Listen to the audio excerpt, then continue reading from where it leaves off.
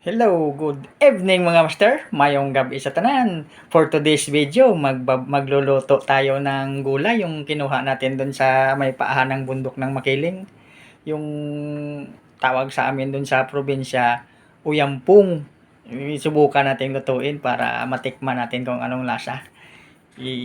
Samahan nyo ako magluto mga master. Tara, let's go!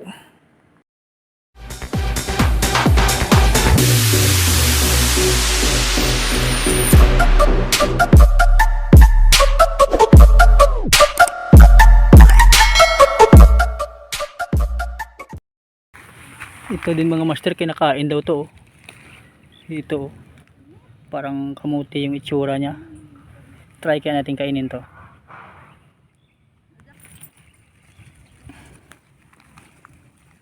Taba.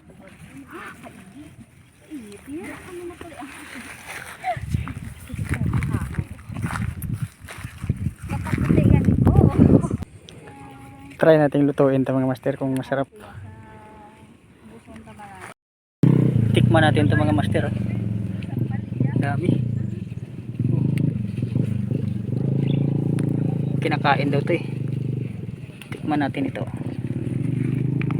Parang kamote yung daon niya. Hawig sa kamote.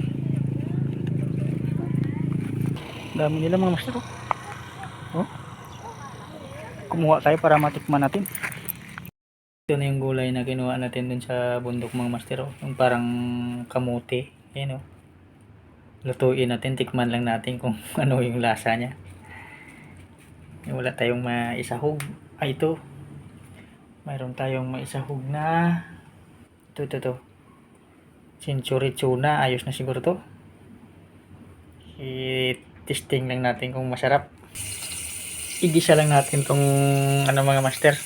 Century. Igisa lang natin sa bawang. Wala tayong sibuyas kaya bawang lang. Gusto ko lang tikman kasi. Ayan, igisa lang natin ng konti. Tapos sabawan lang natin ng isang baso. Ayos na yun. Ito mga master, sabawan lang natin ng mga 2 lata niya. Dito ako kumuha ng tubig para matanggal pa yung lasa niya sa loob. Lagyan natin ng kunting asin.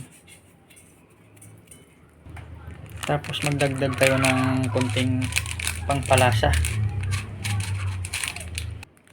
At syempre hindi mawawala tong bida-bida nating ano, yung paminta. Yun, pangpalasa, pampabango. Para lang sa akin, iwan ko lang sa iba kung para saan tong paminta para sa kanila. Takpan lang natin mga master, hintayin natin kumulo mga 5 minutes siguro o 10 minutes. Ilagay na natin yung dahon natin. Anong tawag dun sa dahon na yun? Takpan muna natin. A few moments later. Ito kulong-kulo na mga master. Oh. Yun. Yung kulo na. Ilagay na natin yung gulay natin. Ito na, hugasan na natin to. Ito parang kamote siya. Ilagay na natin. Yun. Try lang natin lutuin. Tapos tikman natin. Hintayin lang natin maluto mga master. Buksan na natin mga master. Baka ayos na to. Yun. Parang luto na siya. Oh. Wow. Kulong-kulo na siya. Yan. Pwede na nating tikman yan mga master. Tara. Let's go. Ito na mga master. Tikman na natin. Ito siya. Oh. Yun oh. Tikman natin. Ano yung lasa niya.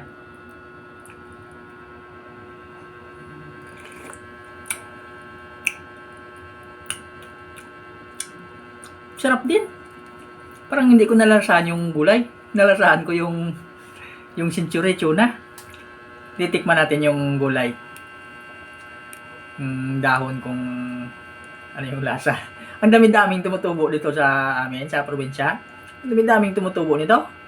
Hindi naman kinakain ko eh. Dito lang ako dito lang matikman ko dito. Dito ko lang matitikman to. Dami kong makikita sa Facebook kaya gusto kong tikman kung anong kinakain nila eh. Tikman natin.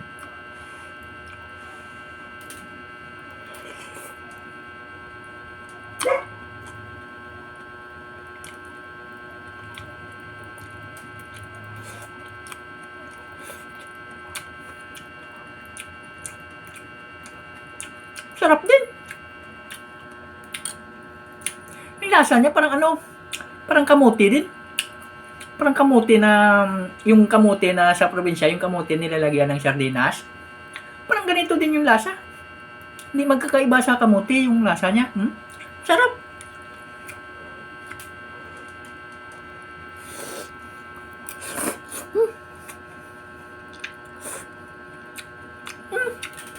Masarap nga. Parang kamuti talaga lasa niya. Sarap. Alas mga master, pangkunin nyo na yung mga damo-damo dyan sa ano nyo, sa mga paligid nyo. Yung parang kamote yung ano nyo, yung dahon, yung lasa niya. Ganun din, parang kamote lang din. Masarap siya. Ayos mga master.